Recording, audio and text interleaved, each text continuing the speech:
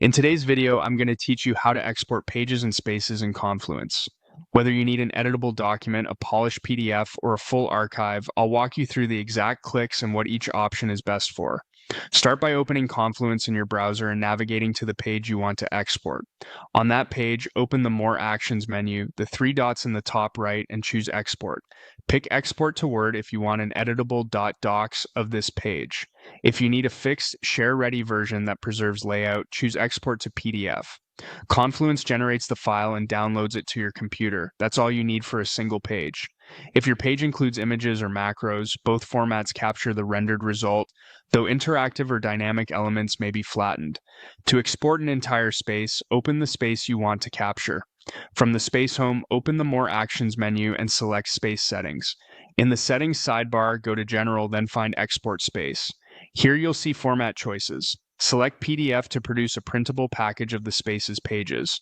Choose CSV to export structured tables for use in a spreadsheet. Click Advanced Options to reveal XML and HTML. XML creates a comprehensive space backup suited for restores or migrations. HTML creates a browsable folder of pages you can open offline. In some sites, you can choose whether to include attachments or restrict the export to specific content. Pick what aligns with your archival needs. After choosing the format that fits your goal, click Export Space to start the job.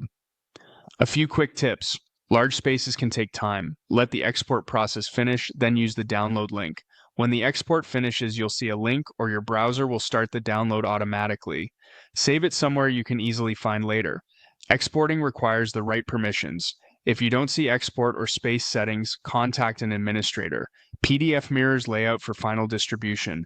Word is better if you plan to keep editing. CSV is best for analysis.